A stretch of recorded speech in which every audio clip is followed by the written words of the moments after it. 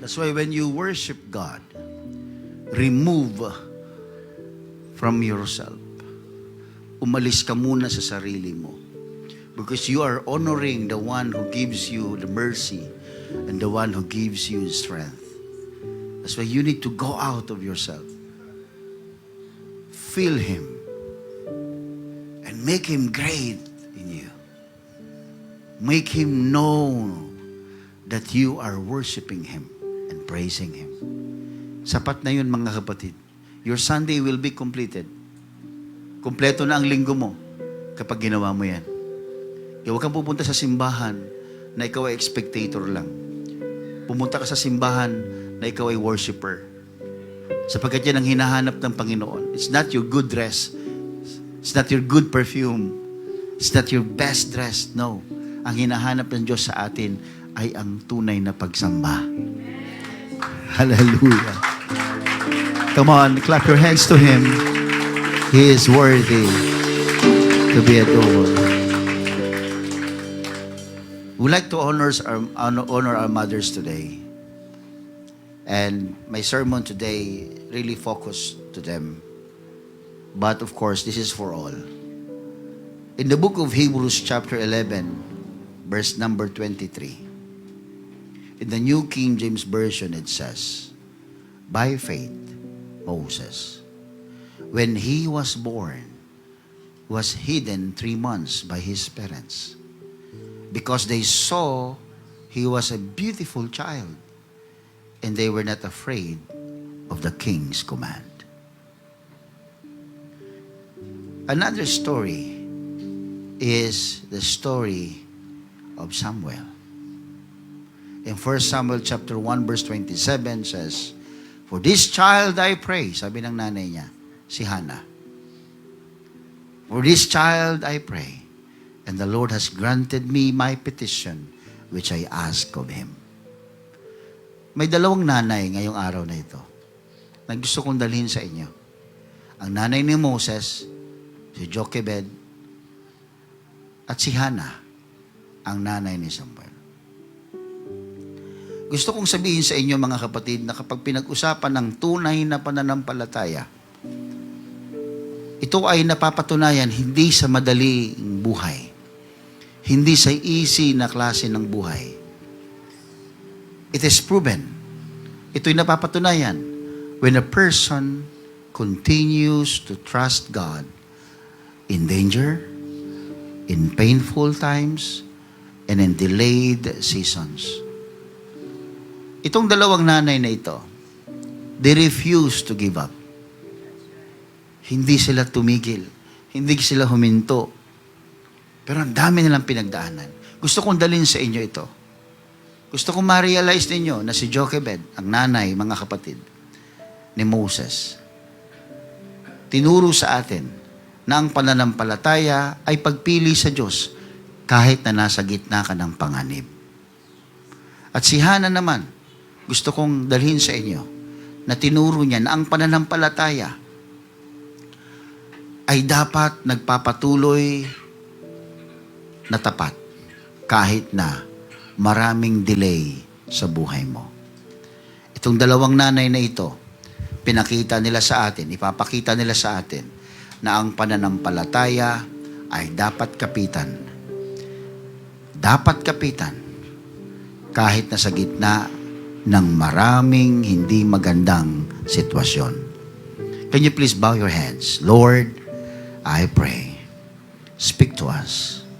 Gamitin mo ang dalawang nanay na ito that they refuse to give up. Tulungan mo kaming maintindihan ito, Panginoon. Bigyan mo kami ng liwanag. Gamitin mo, Panginoon, ang pangangaral na ito upang kami magabayan mo at maturuan ng malalim na pananampalataya. Purihin ka, aming Ama.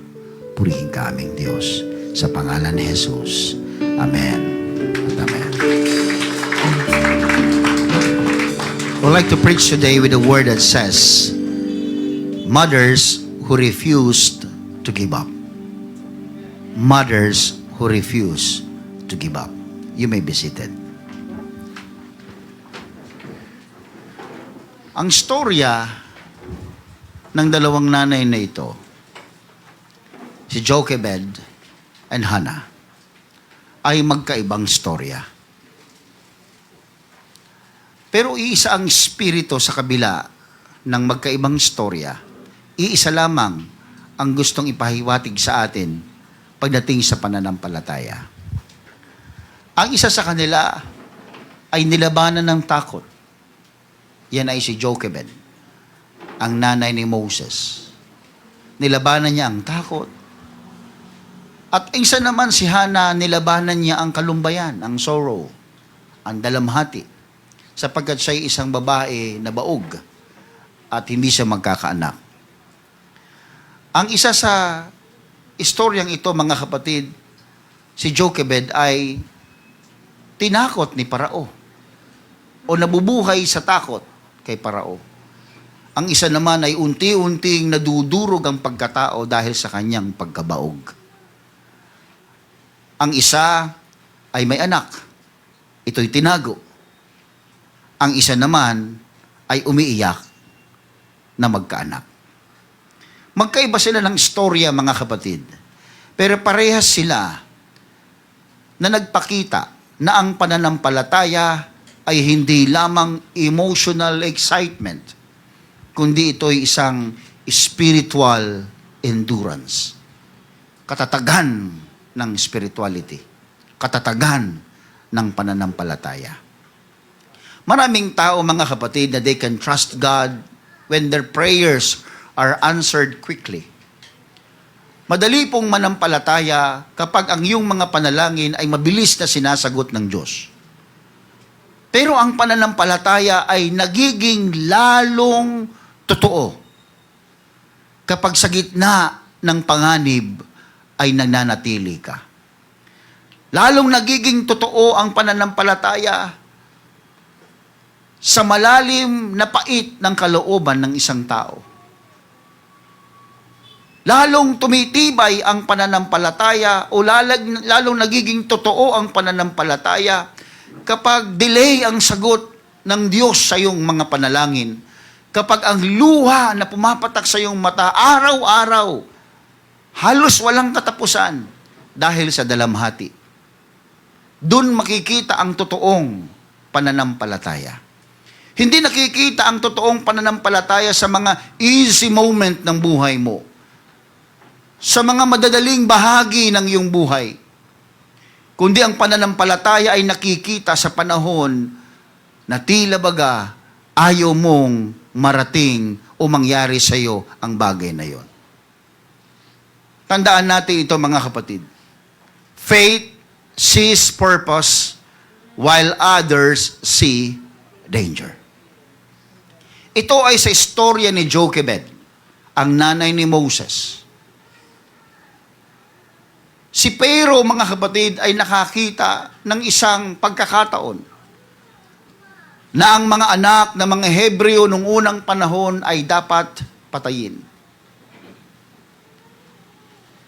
At itong si Jochebed, mga kapatid, nakakita siya ng purpose ng Panginoon sa kanyang anak. At kung babasahin yung Exodus chapter 2, verse number 2, it says, "The woman conceived and bore a son, and when she saw that he was a fine child, she hid him 3 months." Alam ni Jochebed na merong utos. Alam niya na ang dapat lahat ng lalaking ipapanganak ay papatayin. Pero dahil may nakita siyang maganda, may nakita siya, she saw that he was fine. Nakita niya ang kanyang anak ni si Moses, bagamat walang muwang. Nakita niya na merong kakaiba sa kanyang anak. At tinago niya ito ng 3 buwan. Nakita ni Parao na dapat ang lahat ng bata ay mamatay.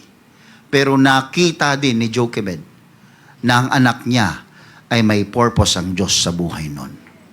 Alam niyo, mga kapatid, bihira ang isang nanay, ang isang tao, na mayroong nakikitang magandang purpose sa kanyang anak. Minsan pinanghihinaan ng loob ang magulang Kapag nakikita nila ang kanilang anak na para bang walang patutunguhan at walang pupuntahang direksyon na maganda. Pero alam niyo po mga kapatid, si Jochebed ay iba. Nakita niya ang purpose ng Diyos sa buhay ng kanyang anak. Habang sinasabi ng iba na may panganib, siya naman nakikita niya ang potensyal ng kanyang anak. Everybody say amen. Ang sabi ng Hebrews chapter 11, mga kapatid, that she acted by faith. Ibig sabihin nun, yung kanyang ginawa, mga kapatid, na pagtago sa kanyang anak, yun ay dulot ng pananampalataya. Ang pananampalataya ay nagbigay sa kanya ng espiritual na pananaw sa hinaharap ng kanyang anak. Mga magulang, mga kapatid, yan ang dapat nating gawin. Tingnan natin ang ating mga mahal sa buhay na isang araw, sila din ay gagamitin ng Diyos. Tingnan natin ang ating mga anak na sila'y nagpapatuloy. Ikaw na mananampalataya ngayon, naririnig mo ang salita ng Diyos. Kung wala ka pang asawa, kung wala ka pang anak, tandaan mo ito, you need to see your children in the future that they will also serve the Lord. Yung ginagawa mong pagsisimba, yung ginagawa mong paglilingkod, yan ay hindi lamang dahil gusto mo. Mga kapatid, isipin mo na yung ginagawang paglilingkod mo sa Panginoon, yan ay investment mo. Na sa darating na panahon, na yung anak mo, yung kaapu-apuhan mo, susundan yung yapak mo, kung gaano ka katapat na naglilingkod sa Diyos, matapat din silang maglilingkod sa Panginoon, at makikita mo na ang buhay nila ay pagpapalain ng Diyos, habang sila, mga kapatid, ay nagtatapat na katulad mo. Amen. Ang katotohanan po, mga kapatid, ang pananampalataya na ginagawa ng tao, they should understand that what God is trying to do to them is His own purpose. Kapag nakita natin na mas mataas ang pananampalataya, mas mataas ang gusto ng Diyos kaysa doon sa gusto ng ating sirkumstansya, yan ang gusto ng Panginoon. Tingnan mo na mas mataas ang mga bagay sa buhay mo. Huwag mong tingnan na para bang level lamang kung ano yung sinasabi ng mundo sa iyo. Hindi mo mararating ito, hindi ka pagpapalain, hindi ka magiging maayos sa buhay mo, hindi magiging maayos ang relationship, hindi magiging maayos ang negosyo, ang pag-aaral, ang ano yung parang it's all level, mga kapatid. No. Bilang mananampalataya, tingnan mo ang mga bagay na nangyayari sa buhay mo higit sa nakikita mo. Katulad ni Jochebed, mga kapatid, everyone is frightened. Everybody had fears, mga kapatid. May takot sa puso nila. Ang kanilang mga anak ay pinagkukuha, mga kapatid, pero kumilos siya sa pananampalataya. Alam niya na ang ginawa niya ay pwedeng magdulot sa kanya ng kamatayan. Alam niya na pwede siyang parusahan pag nalaman ng parao na tinago niya ang kanyang anak. Alam niya. Pero isinugal niya ito, mga kapatid. Hindi naman siya nagsusugal. Pero isinugal niya ito.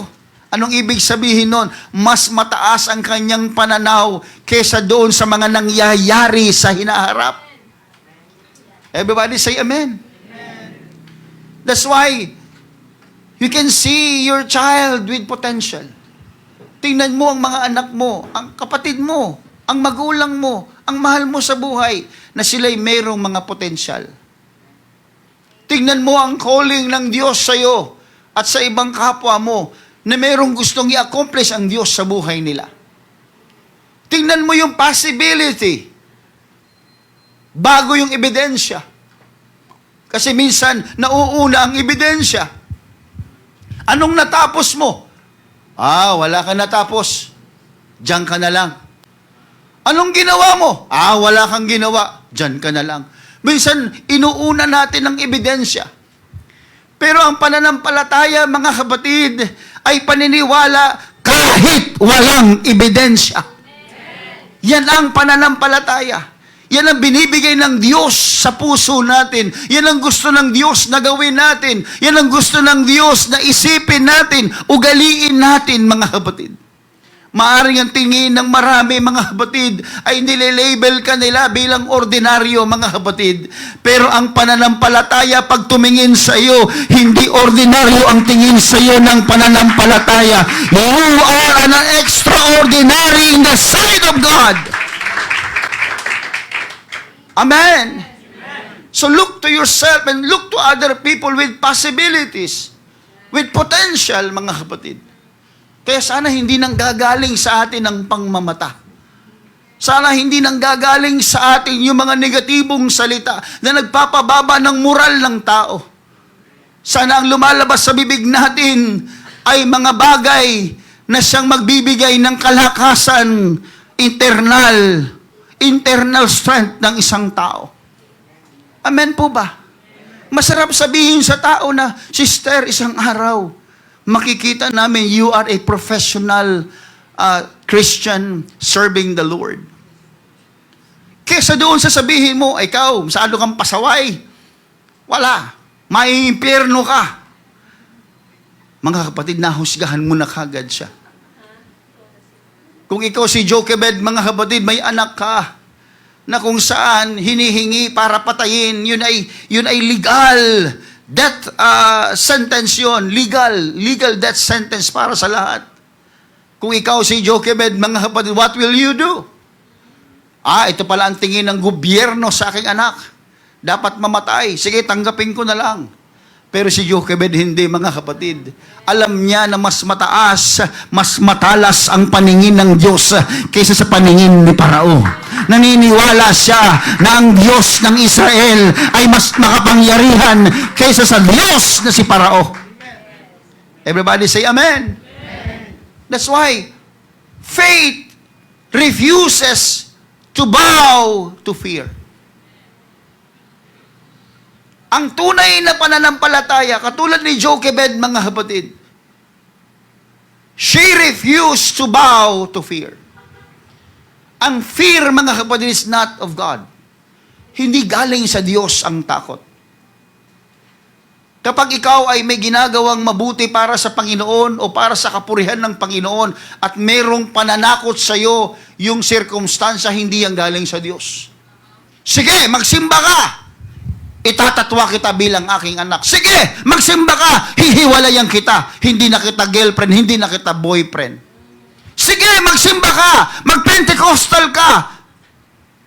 Itatakwil ka namin. You see? Kapag may mga bagay na dumarating sa buhay mo na ganyan, na para bang ang takot, mga kapatid, ay nilalathala ng demonyo sa iyong harap, upang wag kang sumunod sa Diyos, mga kapatid, wag kang lumuhod sa takot na yan. Wag. Wag. Nag-issue si Parao sa kanyang gobyerno ng death sentence. Every son that is born, you shall cast into the river. Every son. Alam niyo, yung takot, ginawang legal. Nilegalize yung fear nung panahon na yon. At sino namang hindi matatakot, makapangyarihan yun, mga kapatid, ang Parao. Bagamat ganoon, mga kapatid, si Jochebed bilang nanay, bilang isang tunay na mananampalataya, kahit sa gitna ng panganib, hindi siya lumuhod sa takot. Hindi, mga kapatid. Hindi niya niluhuran yung takot. Hindi siya sumunod doon sa pananakot, mga kapatid. Hindi niya sinurrender si Moses dahil sa kanyang takot. Tinago niya ng 3 buwan. Imagine, mga kapatid, tinago niya ng 3 buwan yung kanyang anak. Araw-araw ay panganib, araw-araw ay pangamba, araw-araw ay takot, pero may paniniwala si Jochebed. Sabi niya, hindi. Merong magandang purpose ang Diyos sa anak ko. May magandang purpose ang Diyos sa buhay ng anak ko. Kahit maraming mga nangyayari na labag sa aming pananaw at pangitain, may magandang mangyayari sa anak ko. Alam niyo mga kapatid, kapag tayo ay ang gawain lang naman ni Satanas ay manakot eh. Wala naman siyang pangil para mangagat. Totoo po yan. Tinanggalan siya ng Diyos ng pangil para mangagat. Alam mo, ang kaya niyang gawin, manakot. Everybody say amen. Takutin ka na kapag ikaw ay naglingkod sa Diyos, maghihirap ka katulad ng iba. Tingnan mo, Pentecostal pa sila. Hindi naman gumanda ang buhay nila.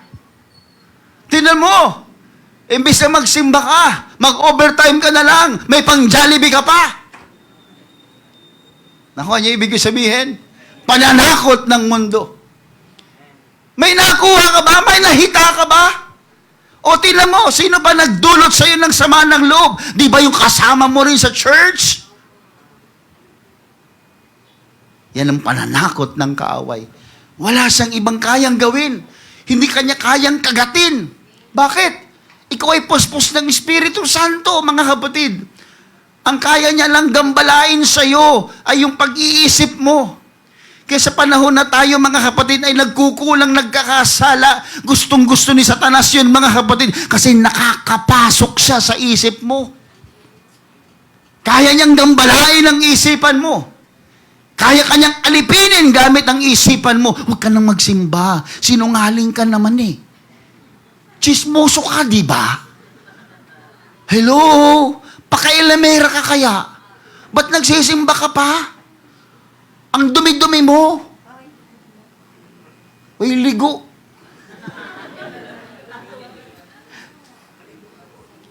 Doon ka na lang sa tahanan mo. Mag-online ka na lang. Sabihin mo kay pastor. Papayag yun. Mag-online ka na lang. Sunod na linggo, mag-online ka ulit. Di naman nila alam na hindi ka nanonood eh. Pwede mo lang namang batiin na praise the Lord, good morning to all. Tapos i-off mo na ulit yung cellphone mo. Manood ka na lang ng Netflix. O tabat, hindi ka wag na, puro na lang mga reels na lang ang panoorin mo. O kung hindi naman kaya, maglaba ka, mamasyal ka, kunwari nanood ka. You know, that's the thing that the devil can do. Yan lang ang kayang gawin ng demonyo. Pero kung katulad ka ni Jochebed, ang isipan niya, mga kapatid, hindi nagbabaw, hindi sumusunod, hindi alipin ng takot. Kahit na mayroong panganib sa buhay niya, na kahit anytime pwede siyang hulihin, pwede siyang patayin kasama ni Moses, mga kapatid. Pero sabi niya, hindi ako luluhod sa takot, kundi ako'y magpapatuloy na magkakaroon ng takot sa Diyos ko at hindi sa tao. Everybody say amen. So she hid him for 3 months. And the discovery of this could cost her life. But still, she trusted God. Alam niyo, ang totoong pananampalataya, hindi po ito, o nagre-refuse po ito, na to let fear become the authority of your life. Kapag may takot, na dinadala ang kaaway, ang demonyo sa buhay natin, ang totoong pananampalataya, lumalabas yan. Hello? Diyan ba kayo? Kapag totoong mananampalataya, ang totoong believer, mga kapatid, pag inatake ng takot yan, lumalabas ang faith niyan. Hello? Lumalabas yung pagiging matapang sa pananampalataya. Yung totoong mananampalataya, yung totoong believer. Sige! Tutulog-tulog ka kasi. Sige, hiwalayan mo ko. Eh ano ngayon? Ikaw lang ba ang gwapo? Kwago pala, kwago. Mukhang kwago. Sige! Huwag mo kong bigyan ng allowance. Okay lang. Susuplay ng Diyos ang aking pangangailangan. Sige! Hindi ka man magsimba, hindi mo man ako samahan, hindi mo man ako payagan, mas susundin ko ang Diyos kaysa sa iyo. Lumalabas yung totoong kapananampalataya. Matapang, mga kapatid. Everybody say amen. matapang. Lumalabas yung totoong kapangyarihan ng Panginoon. Kasi ang pananampalataya, hindi naman niya dinideny na mayroong panganib eh. Pero mas pinipili ng pananampalataya ang magtiwala sa Diyos kaysa sa panganib. Yan ang pananampalataya. Ulitin ko, hindi dinideny ng faith ang danger. May danger na magkahiwalay kayo magjowa kapag nagpatuloy kayo maging Pentecostal. Kasi siya naman, Rizalista. Ikaw, Pentecostal. Away talaga yun, mga kapatid. Si Rizal ang Diyos niya, ikaw si Kristo. So magkahiwalay kayo ng simbahan, paglinggo. May danger na maghiwalay kayo. Pero mas nananatili sa iyo ang totoong pananampalataya, hindi nagdi-deny na may danger. Pero ang totoong pananampalataya, mas natatakot sa Diyos kaysa doon sa danger. Yan ang totoong pananampalataya. Kaya huwag kayo natatakot kung kayo ay binibigyan ng demonyo ng mga fear. Alam niyo mga kapatid, walang ibang mas matinding takot sa mundo kundi yung pagkatakot sa Diyos.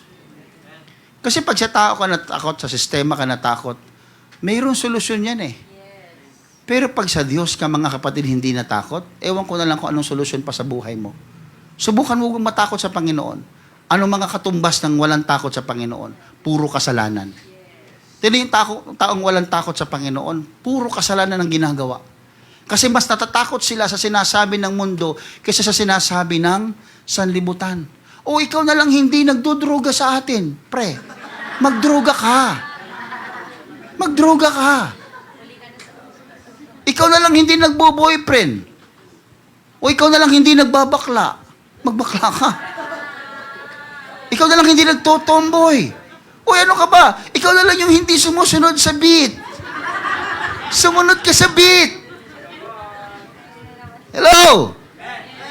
Hawak niyo ba ang beat?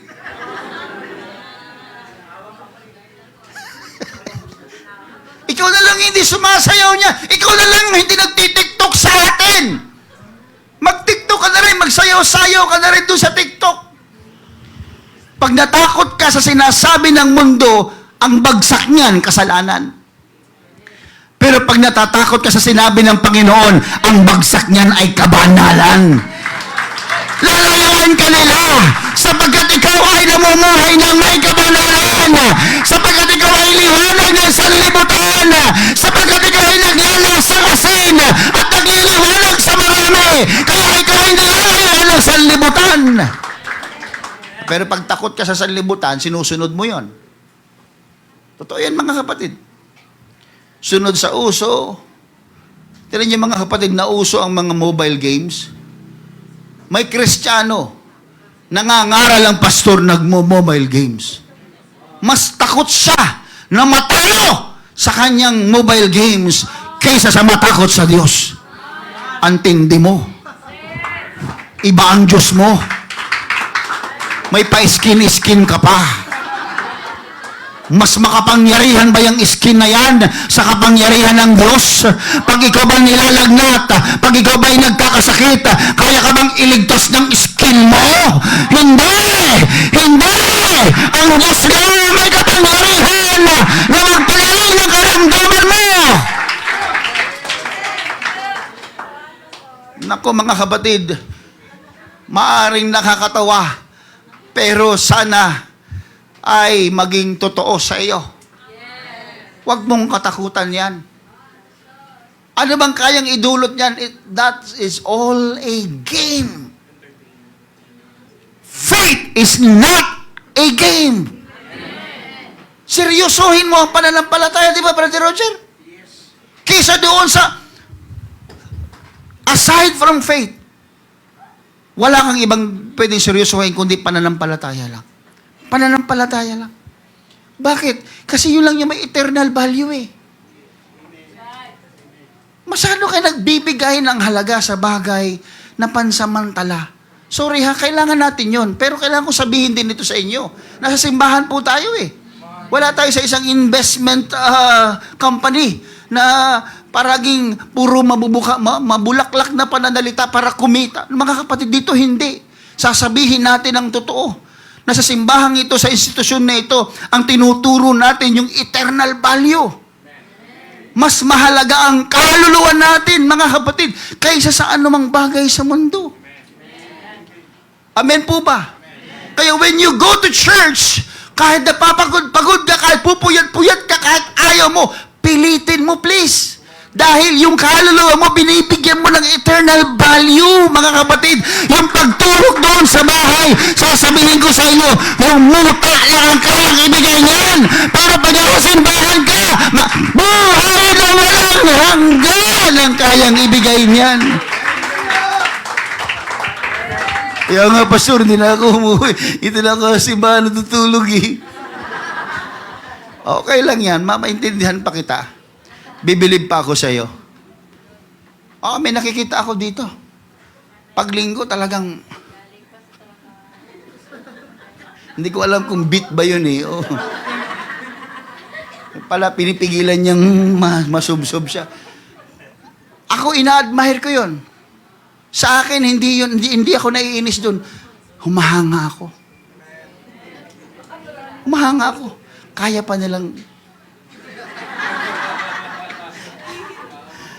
hindi, kidding aside, humahanga ako. Kasi imbis na sila, piliin nilang, valid yun eh. Ba naman si pastor, tutulog na lang ako. Para may kalakasan, para, alam mo na, makakayod ulit para sa pamilya. Alam niyo, valid yun eh. Pero mas bilib ako sa kanila. Na kahit na pwede silang matulog sa bahay, magkuya-kuya-kuy doon, pinili nilang simbahan para maging tulugan. Sa akin, okay lang yun. Okay lang yun. Hindi kita huhusgahan. Bibilib pa ako sa'yo. Kasi ibig sabihin, mas binibigyan mo ng halaga ang church. May value yung ginagawa mo. Kaya mas bilib ako dun sa mga ganun mga kapatid. Naaawa pa nga ako eh. Pwede ko nga sabihin, Brad, uwi ka na lang. Naawa ko sa'yo, tulog ka na lang sa bahay. Pero hindi eh. Ginagawa ko, nilalakasan ko, para wag makatulog. Yun na lang yung paraan ko, mga kapatid. Pastor naman, nung gugulat, nakikita na naman niya ako. Okay lang, pagtiisan mo lang ako. Sabay-sabay tayo magtiis.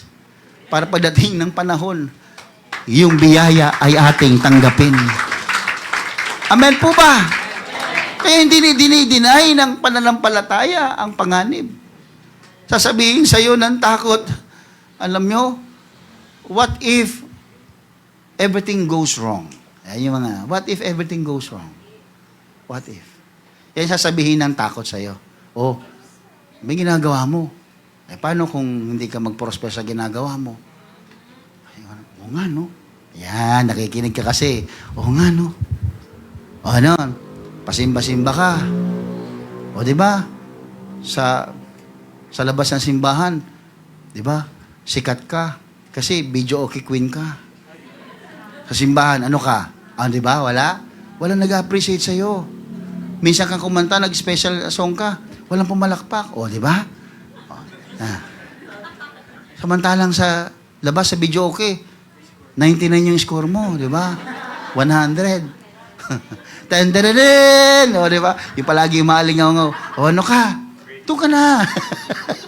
Ano ka na? Huwag ka na sa simbahan. Hindi sila marunong mag-appreciate dyan. Stricto pa yung kanilang music director. Di ba? Huwag na dyan. Pag hindi ka nakapag-practice, hindi ka pa kakanta. Huwag ka dyan. Sa video okay, kahit mag-practice ka, may score ka.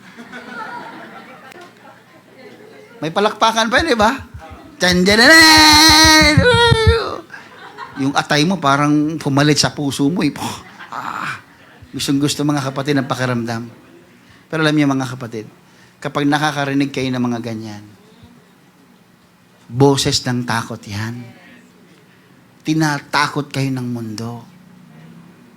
Pero pag may ganyang narinig kayo, what if everything goes wrong? Sasabihin naman ng pananampalataya, what if God is still in control? Ganda nun, di ba? Kahit na bulungan ka niyan, sabihin mo, no, God is still is in control. Ang Diyos ang may control ng lahat. Totoo yun. Subukan nyo yan mga kapatid sa mga panganib. Palagi mo ang Diyos ang may control. Ang Diyos, magmamaneho ka araw-araw, nagtatrabaho ka, nag-aaral ka, lumalakad ka sa kalsada, isipin mo ang Diyos ang may control ng lahat. Amen po ba? Palakpakan natin ang Panginoon. Isa pa, faith brings pain to God instead of running from Him. Itong si Hana, mga kapatid, isang nanay na kung saan punong-puno ng pagdadalamhati. Yung kanyang battle araw-araw, hindi nakikita ng iba yan. Her faith or her battle is invisible. Katulad ng sabi ko sa prayer kanina sa mga nanay, mga kapatid, ang mga nanay, ang daming battle niya na hindi alam ng iba. Ni hindi alam ng anak, ni hindi alam ng asawa, ni hindi alam ng kumari at kumpare, walang nakakaalam. Ang battle niyan, invisible. Kaya nga dakila kayo sa mata ng Panginoon eh. Ang grabe pagmamahal ng Panginoon sa kanyang nanay. Kasi alam niya yung battle ng isang nanay. Hindi nakikita ng marami. Kami mga lalaki, visible pa pag may battle kami eh. Mainit ang ulo, matapang, ano-ano, di ba? Pero nanay, hindi. Hindi natin alam, umiiyak na lang sa isang sulok. Nagdadalamhati. Wala man lang pumapatak na luha, pero basag sa loob, mga kapatid. Si Hana, imagine yung kanyang, meron siyang karibal eh. Ang karibal niya, may anak, siya wala. Eh, nung panahon, huwag yung gagayahin ha, na dalawa asawa. Nung unang panahon lang ito, mga kapatid. Kaya, tuwing pupunta, mga kapatid, si Hana doon sa templo, wala siyang ibang prayer request. Ang prayer request niya ay magkaanak. Kasi, nung unang panahon, pag ikaw ay baog, ikaw ay kahihiyan. Imagine mo, araw-araw mong dala yung kahihiyan.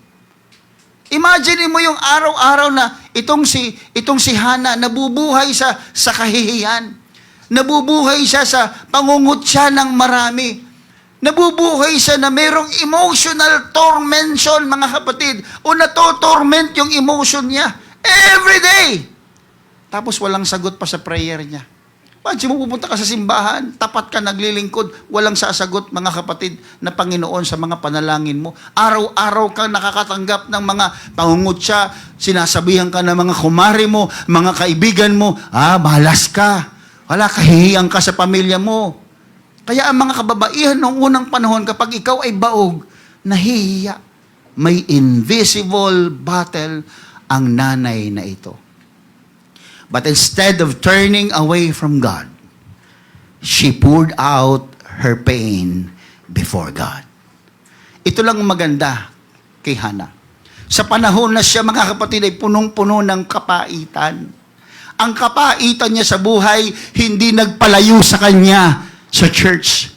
Ang kapaitan niya sa buhay ay lalong naglapit sa kanya, sa kanyang Panginoon. Mga kapatid, alam ko na meron din kayo mga invisible battle sa buhay nyo. Pero gusto kong sabihin sa inyo, bagamat hindi ko man alam o hindi alam ng katabi mo, hindi alam ng magulang mo, hindi alam ng kapatid mo, pero sasabihin ko sa iyo, alam na alam ng Diyos ang lahat ng bagay tungkol sa iyo. Alam niya ang pagdadalamhati mo, alam niya ang iniiyak mo, alam niya ang desire ng puso mo, alam niya kung ano ang iyong araw-araw na iniiyak sa Kanya. Alam ng Diyos ang lahat tungkol sa iyo. Kaya hindi ka nag-iisa. Hindi ka nag-iisa. Nandiyan ang Diyos kasama. Alam niya ang lahat, mga kapatid. And she poured out. Talagang binuhos niya sa Panginoon, si Hana, mga kapatid. Binuhos niya sa Panginoon yung kanyang mga painful experiences. Yung mga naririnig niya, yung mga kumukutya sa kanya. Hindi siya lumalaban. Paano ka lalaban, mga kapatid? Durug ka na sa loob eh. Hindi lang durug. Durug na durug. Hindi lang durug na durug. Wasak na wasak. Ano pa may meron sa iyo? Ano pa bang meron kay Hana? Pananampalataya lang. Kaya hindi nagtulak sa kanya palayo sa Diyos. Lalo siyang lumalim. Lalo siyang lumalim. Lalo siyang lumalim sa pag-unawa niya tungkol sa Panginoon. Because faith does not ignore pain. Mga kapatid ko, makinig kayo. Hindi ko mo nagsisimba kayo, hindi ko mo nag-church kayo, hindi ko mo may faith kayo, aalisin ng Diyos ang pain. No. No. Jesus Christ, even Himself, suffers from pain. Diyos yun, makapangyarihan yun, lumikha ng langit at ng lupa. Pero mga kapatid, nasaktan siya. Because faith does not ignore pain. But faith brings pain into the presence of God. Kaya yung iyong mga nararamdaman na pait, yung mga nararamdaman mong sakit sa kalooban mo, yung mga pains na nangyayari sa buhay mo, hindi ko alam, iba-iba yan mga kapatid. Dapat yan mga kapatid, yun ang nagdadala sa presensya ng Panginoon sa iyo. Pag lumalabas ang pananampalataya, imbes na ikaw ay manghina, imbes na ikaw ay magpa-isolate ka doon sa iyong tahanan, imbes na ikaw ay magmukmuk yan, imbes na ikaw ay magmukmuk mga kapatid doon sa iyong tahanan, dahil marami kang naririnig, dahil maraming mga persecutions sa iyo, imbes na magmukmuk ka mga kapatid, alam mo ang gawin mo, magmukbang ka ng presensya ng Diyos. Grabe ka naman, pastor. Yes! Mukbangin mo yung presensya ng Diyos. Magbasa ka ng Bible, mga kapatid. Manalangin ka, mag-ayuno ka, magpuri ka. Hindi man namin nakikita yung battle mo, pero sasabihin ko sa iyo, pag ginawa mo yung bagay na yun, hallelujah, yung battle na yan ay tatapusin ng Diyos. Ang Diyos lang ang may kapangyarihan na magbigay ng breakthrough sa tao sa kanyang internal battle, mga kapatid. Ang Diyos lang ang may kapangyarihan. Labanan mo, please. Huwag kang padadaig. Hello? Mga tatay, meron din tayong inner struggle, di ba? Hindi natin sinasabi yan sa mga asawa nating babae. Hindi natin sinasabi yan sa ating mga anak. Bakit? Macho image yan eh. Tatay ako eh. Akong tagapag-provide eh. Mga kapatid, hindi lamang kababaihan ang mayroong invisible battles. Meron din ang mga katatayan. Lalo na ang mga kabataan. May mga bagay na hindi nila sinasabi sa magulang. May mga bagay na hindi nila kayang sabihin sa ilang kanilang kapatid o sa kanilang kakilala. Hindi natin alam, unti-unti silang gumuguho. Hindi natin alam, unti-unti silang nadudurog. Pero buo silang nakatingin sa iyo. Buo silang nakikipagkapwa-tao sa iyo. Pero basag na basag ang kanilang pagkatao. Pero alam niyo mga kapatid, sa lahat ng ito, walang exempted.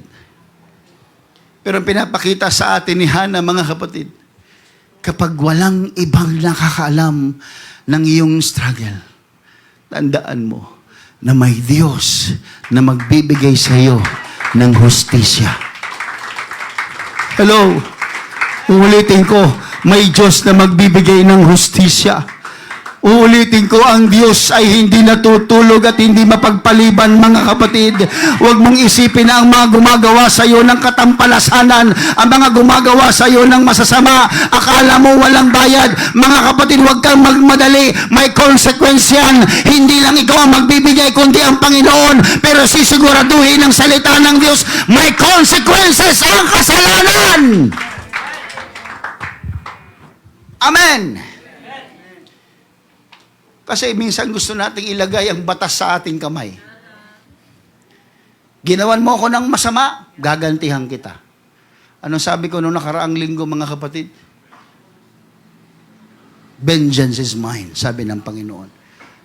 Pag gumanti ka sa kapwa mo, tinanggalan mo na ng karapatan ang Diyos sa kanyang gawain. Gawain ng Diyos humusga.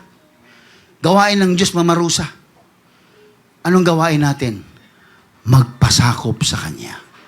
Pagpupunta ka sa korte, sa kaso, pwede mo bang sabihin sa hukom, patayin na lang natin yan. Ginawa ako ng masama yan eh. Ginawa ako ng masama. Loko-loko yan eh. patay na lang din yan. Ano sasabihin ng hukom? Hindi. Tumigil ka. Kasi wala kang karapatan magbigay ng parusa. Ang hukom lamang ang nagbibigay ng parusa. Si Kristo ang hukom. Hindi naman ikaw eh. Kaya pag may ginawang ka ng masama, sabihin mo, sawayin ka ng Diyos, hukuman ka ng Diyos. Bahala ang Diyos sa iyo. Nakikita ng judge ang lahat. At alam niyo, ito maganda. Alam niyo kung sino ang abogado natin? Nakasulat sa Biblia na ang tagapamagitan natin ay si Kristo. Sino malalong abogado laban kay Kristo? Sige nga. May abogado bang mananalo laban kay Jesus Christ? Si Jesus Christ, pagdating pa lang doon sa presensya niya pa lamang, mga kapatid, panalo ka na eh. Bakit? Binayaran niya, mga kapatid, ng dugo niya ang lahat ng iyong kasalanan.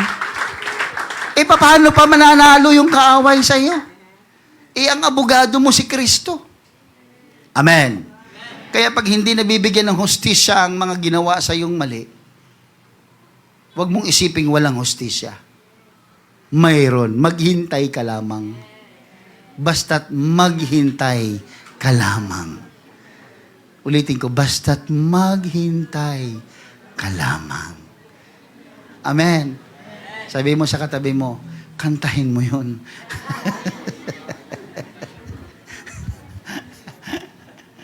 Amen. Hindi ini-ignore ng Diyos, ha? Hindi komo. Mga kapatid, forgiveness does not remove accountability. Ulitin ko, may ginawa kang mali sa akin, I forgive you. But doesn't mean na wala ka ng accountability. I just forgive you because I want to be free. Nakuha niyo po? Pinatawad kita sa kasalanan mo sa akin kasi gusto ko maging malaya. Pero yung pagpapatawad ko, hindi ibig sabihin tinatanggalan ka ng accountability. May pananagutan ka. Kaya ang trabaho natin Magpatawad. Magpatawad. Anong trabaho ng Diyos? Maningil ng accountability ng tao.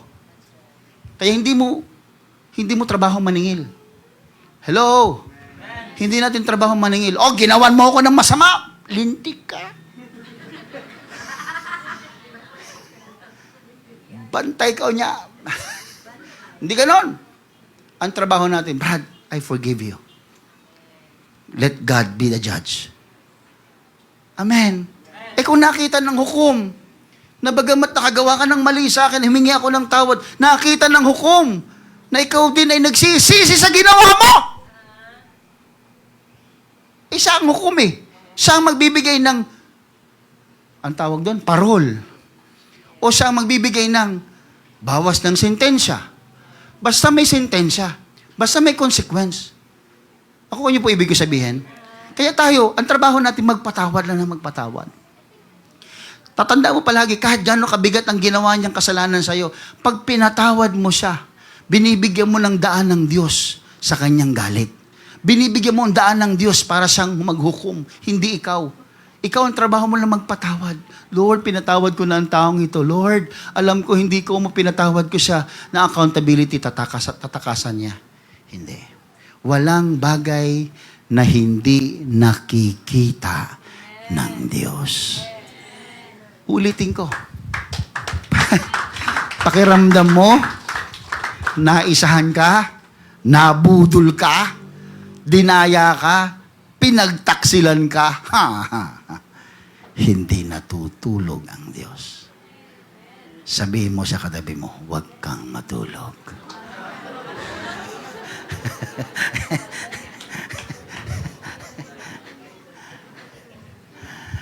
Palakpakan po natin ang Panginoon. Faith remains consistent even when heaven feels silent. Faith remains consistent. Itong si Hana, mga kapatid, kahit maraming mga pain sa kanyang buhay, mga kapatid, kahit hindi sinasagot ng Diyos na matagal ang kanyang panalangin, Hana kept in prayer. She kept believing. She kept worshiping God. And nothing changed immediately. But she stayed faithful to God. Alam nyo, kaya naging dakila si Hannah. Kinig po kayo bago tayo magtapos. Alam niyo po ba kung bakit naging dakila si Hannah? Hindi dahil nanganak siya. Baog siya, di ba? Ulitin ko. Hindi naging dakila si Hannah sa istoryang ito dahil baog siya na nagkaanak siya. Hindi yun ang kadakilaan. Sa Panginoon, walang miracle eh. Lahat sa Panginoon, normal yan. Sa atin lang yung parang may miracle. Pero alam niyo, ang kadakilaan niya ay dahil nanatili siyang tapat habang naghihintay siya na sagutin ng Diyos ang panalangin niya.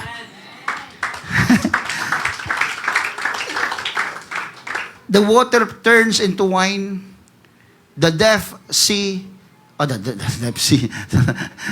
The deaf hears. The blind see. The lame walk. Those are not the greatest miracle. Sa Diyos, hindi yun ang Oy, grabe milagro, nabuhay yung patay na. Oh, sa Panginoon, it's not a miracle. Siya ang buhay eh. Hello? I am the way, the truth, and the life. Siya yung life eh. Kaya pag hinawakan niya, buhay talaga yun. Nakuha niya ibig sabihin? Siya yung source of life eh. Kaya hindi miracle sa kanya. You know what is miracle? The miracle is this. Your salvation is the miracle. Ulitin ko, yung kaligtasan mo ang milagro. And look at this, mga kapatid. If you want to be great in the sight of God, it's not about talent. It's not about what you can do. Hindi yung galing mo, yung talino mo, hindi yun ang magbibigay ng kadakilaan sa tao. Alam mo, kung ano magbibigay ng kadakilaan sa iyo? Pag nanatili kang tapat sa kabila ng ikaw ay naghihintay ng kanyang pagbabalik. Alam nyo, maraming magagaling. Musika, mga kapatid, wala tayong binatbat. Pero nasan sila ngayon? Maraming matatalino. Pero nasan sila ngayon? Hindi nakapaghintay sa pagbabalik ni Kristo. Bumalik sa sanlibutan. Kaya alam niyo mga kapatid, instinct ng tao yung brad eh. Tingnan mo si Pedro, pagkatapos mamatay ni Kristo mga kapatid, nagkakahiwa-hiwalay mga kapatid yung mga disipulo, yung mga apostol. Saan bumalik si Pedro? Bumalik si Pedro saan? Sa pangingisda. Natural yun na isang instinct ng tao na kapag ang tao mga kapatid, tinamaan ng panghihina, babalik yan sa nakaraan niya. Pero alam mo ikaw, tagal mo na sa Panginoon, di ba? O kinakausap kita, ikaw nga. Basta ikaw yun. Ikaw, kinakausap kita. Ang tagal mo na sa church, di ba? Ang tagal mo na naglilingkod, di ba? Hindi ka pa rin napapagod. Yan ang magbibigay sa iyo ng kadakilaan. Eh, wala kang ministry? Bakit? Pag sinabi mo yung ministry, dakila ka sa Panginoon? Hindi. Alam mo kadakilaan sa Biblia, ano? Ano sabi ng Panginoon? Thou good and faithful servant. Thou good and faithful servant. Faithful ang hinahanap ng Panginoon. Kaya alam nyo, kahit delay ang answer ng Panginoon sa buhay ni Hannah, grabe pinatunayan niya mga kapatid, because delayed answer are not proof that God has abandoned you. Hindi ka iniwan ng Diyos. Hindi ka kinalimutan ng Panginoon. Hello? Kapag may pananampalataya ang tao, it will continue in their prayers until answer comes. Kaya may mga tao, mga kapatid, na kahit na sila, mga kapatid, ay nadidelay ang kanilang mga sagot sa kanilang panalangin, alam nyo, nandyan pa rin sila. Nakataas pa rin ang kamay, nagpupuri pa rin sa Panginoon, sumasamba pa rin. Parang walang nangyayaring mga pagkainip sa buhay nila. Habang sila'y naiinip, lalo silang lumalakas, mga kapatid. Habang sila'y naiinip, lalo silang nagiging determinado sa paglilingkod. Sapagkat alam nyo, hindi lang yun dahil mga kapatid sa gusto nila, dahil may banal na Espiritu Santo na nagbibigay ng kalakasan sa kanila, na sa tuwing sila'y naiinip, binibigyan sila ng Diyos na kapangyarihan na malabanan ang pagkainip na sagutin ng Diyos ang kanilang panalangin. Everybody say amen. Tumayo tayong lahat. Tingnan nyo ito mga kapatid, habang nakatayo kayo. Itong dalawang nanay na ito, si Jochebed and Hannah, Parehas na may nangyari sa buhay nila. May bagay na binigay ang Diyos sa kanila. Pero parang may bagay din na binabawi sa kanila.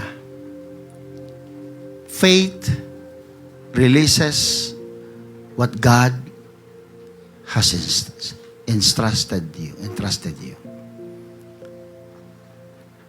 Si Jochebed, binigyan siya ng Diyos ng anak. Pero alam mo yung ginawa niya? Imbis na i-release niya ito kay Pharaoh, ni-release niya ito doon sa Nile River. Sa pananampalataya niya na ang Diyos ay may gagawin. Ni-release niya sa Diyos ang kanyang anak. Si Hannah, nung ito'y lumaki, katulad ng kanyang pinangako, ni-release niya si Samuel sa templo. Ang tunay na pananampalataya ay marunong i-release sa Diyos ang mga bagay na ipinagkatiwala niya sa iyo. Ang dalawang nanay na ito, naintindihan nila ang isang makapangyarihang bagay. Ano yun? Ang sumuko sa Diyos. Ang pagsuko nila sa Diyos ay naging daan upang ang kanilang mga anak ay mapunta sa pinakaligtas na kamay ng Diyos. May mga bagay kasi na ayaw mong bitawan. May mga bagay kasi na ayaw mong i-release. Kaya ang hirap sa'yo. Pero itong dalawang nanay na ito, they learn to trust God. And they release what God has entrusted to them. Si Jochebed, nagtitiwala siya ng kanyang anak ay makakasurvive. Si Hannah naman, nagtitiwala siya sa kinabukasan na kanyang anak na si Samuel. Ang pananampalataya, mga kapatid, ay hindi pagkontrol. Hindi pagkontrol sa mga bagay na binigay ng Diyos sa iyo. Ang tunay na pananampalataya ay hindi pagkontrol, kundi pagsuko. Anumang bagay na hindi mo matutunang isuko sa Diyos, kinokontrol mo ito. At yan ay hindi pananampalataya. Ang tunay na pananampalataya ay marunong sumuko sa Diyos. Gaano man kahalaga ito? Tulad ni Abraham, gaano man kahalaga si Isaac, natutunan niyang isuko sa Diyos ang kanyang anak. Kaya naman, naging ama siya ng pananampalataya. Ikaw, kapatid, bakit ang dali mong sumuko? Bakit parang susuko ka? Bakit parang ayaw mo na?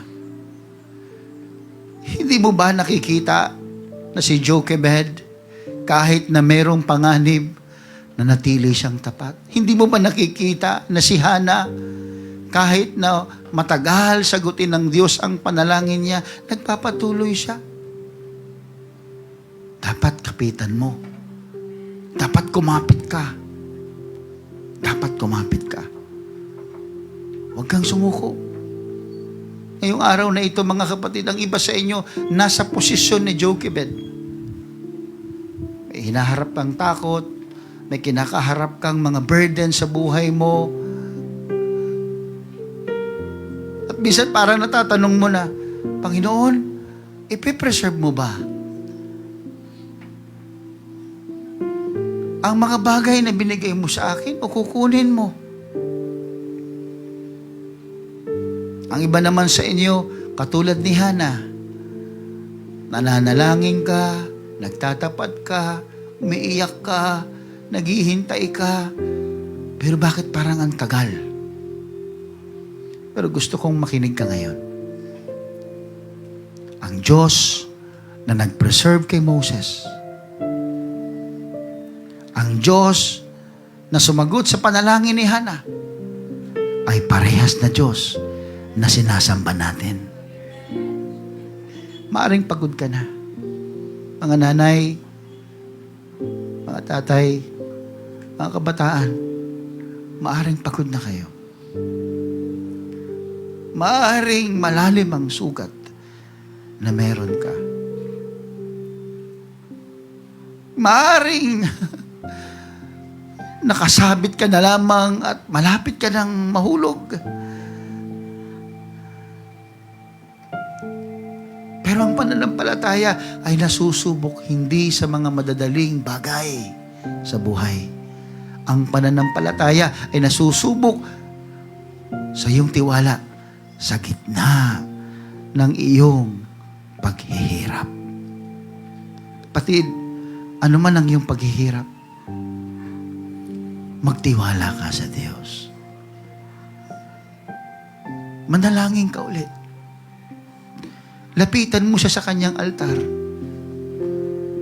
Magtiwala ka ulit sa Diyos. Manalangin ka ulit. Sumuko ka ulit. Sumamba ka ulit. Kapitan mo siya. Huwag kang bibitaw. Kung pinreserve ng Diyos si Moses, ipipreserve ng Diyos ang purpose niya sa buhay mo. Kung sinagot niya si Hannah sa kanyang panalangin, hallelujah, I can tell you, sasagutin ng Diyos yan ang panalangin mo. Sige. Sabihin mo sa Diyos, Lord, I will not give up. I will not give up, Lord. I will not give up. Let's come to the Lord. Let's come to Him. Raise your hands, mga kapatid. Taas niyo yung kamay sa Panginoon. Nais kong lapitan niyo ang Panginoon sa Kanyang trono. Nais kong dalhin niyo sa Panginoon. Nais kong manalangin kayong muli.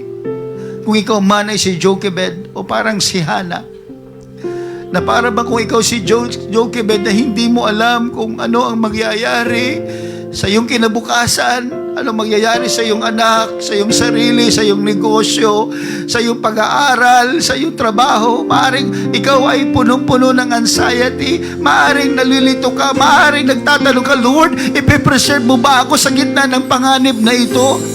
Hallelujah. O kung maaaring ikaw ay si Hannah na maraming panalangin na matagal mo nang inihingi sa Diyos pero hanggang ngayon hindi mo naririnig sa Diyos ang kanyang katugunan. Maaaring ikaw, isa sa mga nanay na ito na merong ganung saloobin na para bang nais mo nang bumitaw pero mga kapatid, no. Oh, never give up. Huwag kang susuko. Bakit hindi ka muling lumapit sa Kanya? Muli kang manalangin, muli kang magpuri, muli kang umiyak sa Diyos, muli kang manampalataya, muli kang sumamba. Bakit hindi mo ulit mga kapatid lapitan ng Panginoon?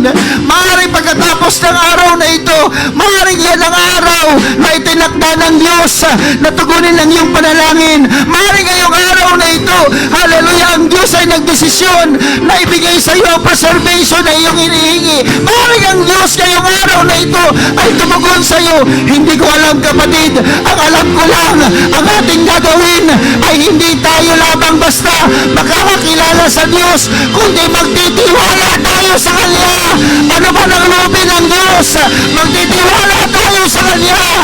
Come on, church!